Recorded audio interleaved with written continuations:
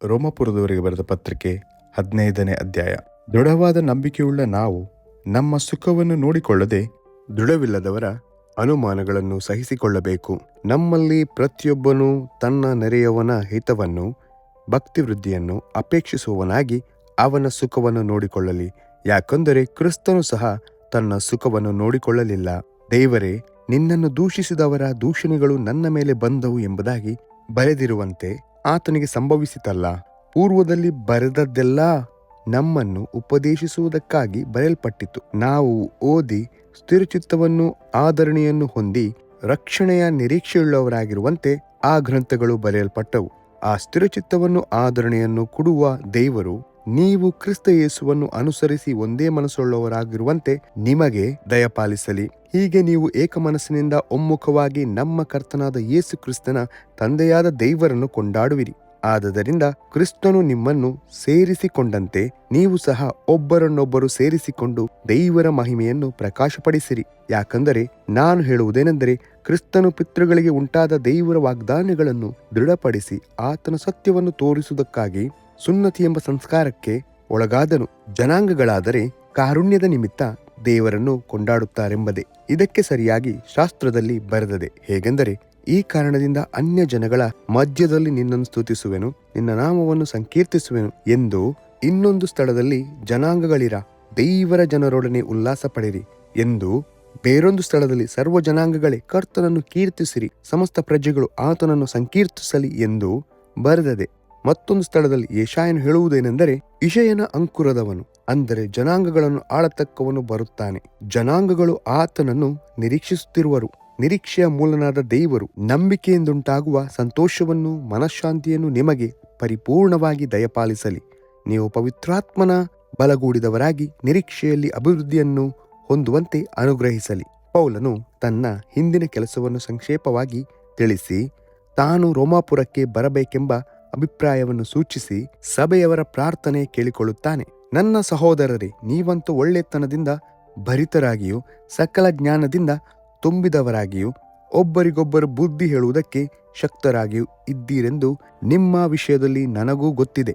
ಆದರೂ ನಿಮಗೆ ಜ್ಞಾಪಕ ಕೊಡಬೇಕೆಂದು ಅಲ್ಲಲ್ಲಿ ಹೆಚ್ಚಾದ ಧೈರ್ಯದಿಂದ ಬರೆದಿದ್ದೇನೆ. ಯಾಕಂದರೆ ನಾನು ಅನ್ಯ ಜನರಿಗೋಸ್ಕರ ಯೇಸು ಕ್ರಿಸ್ತನ ಸೇವಕನಾಗುವುದಕ್ಕೆ ನನಗೆ ದೇವರ ಅನುಗ್ರಹವಾಯಿತು. ನಾನು ದೇವರ ಸುವಾರ್ತೆಯ ಸೇವೆಯನ್ನು ಯಾಜಕ ಸೇವೆ ಎಂಬಂತೆ ನಡೆಸಿ ಅನ್ಯ ದೇಶಸ್ಥರೆಂಬ ಕಾಣಿಕೆಯು ಪವಿತ್ರಾತ್ಮನ ಮೂಲಕವಾಗಿ ಪವಿತ್ರವಾಗಿದ್ದು ದೇವರಿಗೆ ಸಮರ್ಪಕವಾಗುವಂತೆ ಯತ್ನಿಸುವವನಾಗಿದ್ದೇನೆ. ದೇವರ ಸೇವೆಯಲ್ಲಿ ಹೊಗಳಿಕೊಳ್ಳುವುದಕ್ಕೆ ಕ್ರಿಸ್ತ ಯೇಸುವಿನಲ್ಲಿ ನನಗೆ ಕಾರಣ ಉಂಟು. ಕ್ರಿಸ್ತನು ಅನ್ಯ ಜನಗಳನ್ನು ತನಗೆ ಅಧೀನ ಮಾಡಿಕೊಳ್ಳುವುದಕ್ಕಾಗಿ ನನ್ನ ಕೈಯಿಂದ ಮಾತಿನಲ್ಲಿಯೂ ಕ್ರಿಯೆಯಲ್ಲಿಯೂ ಸೂಚಕ ಕಾರ್ಯ ಅದ್ಭುತ ಕಾರ್ಯಗಳ ಬಲದಿಂದಲೂ ಪವಿತ್ರಾತ್ಮನ ಬಲದಿಂದಲೂ ಮಾಡಿಸಿದ ಕಾರ್ಯಗಳನ್ನೇ ಹೊರತು ಬೇರೆ ಯಾವ ಕಾರ್ಯಗಳನ್ನು ಹೇಳುವುದಕ್ಕೆ ನನಗೆ ಧೈರ್ಯ ಸಾಲದು.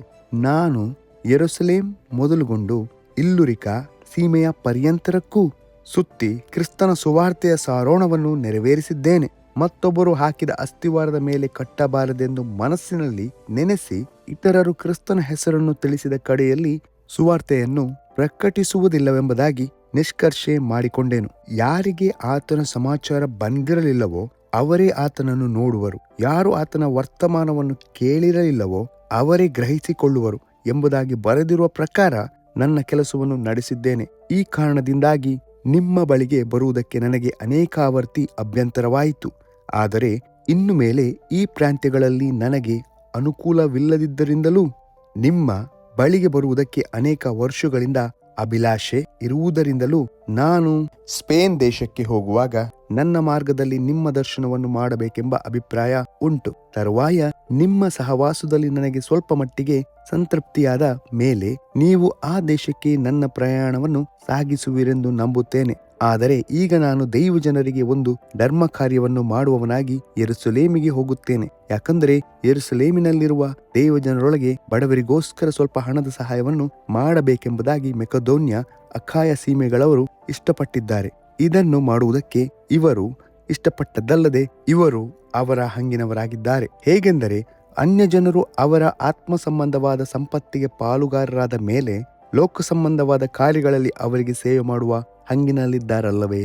ನಾನು ಈ ಕೆಲಸವನ್ನು ತೀರಿಸಿಕೊಂಡು ಈ ಪ್ರೀತಿಯ ಫಲವನ್ನು ಅಲ್ಲಿಯವರ ವಶಕ್ಕೆ ಯಥಾಕ್ರಮವಾಗಿ ಕೊಟ್ಟ ಮೇಲೆ ನಿಮ್ಮ ಮಾರ್ಗವಾಗಿ ಸ್ಪೇನ್ ದೇಶಕ್ಕೆ ಹೋಗುವೆನು. ಇದಲ್ಲದೆ ನಿಮ್ಮ ಬಳಿಗೆ ಬರುವಾಗ ಕ್ರಿಸ್ತನಿಂದಾಗುವ ವರಗಳನ್ನು ಹೇರಳವಾಗಿ ತರುವೆನೆಂದು ಬಲ್ಲೆನು. ಸಹೋದರರೇ, ನೀವು ನನಗೋಸ್ಕರ ದೇವರ ಮುಂದೆ ಮಾಡುವ ಪ್ರಾರ್ಥನೆಗಳಲ್ಲಿ ನನ್ನೊಂದಿಗೆ ಬಲೀಯವಾಗಿ ವಿಜ್ಞಾಪಿಸಿಕೊಳ್ಳಬೇಕೆಂದು ನಮ್ಮ ಕರ್ತನಾದ ಯೇಸು ಕ್ರಿಸ್ತನ ನಿಮಿತ್ತವಾಗಿಯೂ ಪವಿತ್ರಾತ್ಮನಿಂದಾಗುವ ಪ್ರೀತಿಯ ನಿಮಿತ್ತವಾಗಿಯೂ ನಿಮ್ಮನ್ನ ಬೇಡಿಕೊಳ್ಳುತ್ತೇನೆ.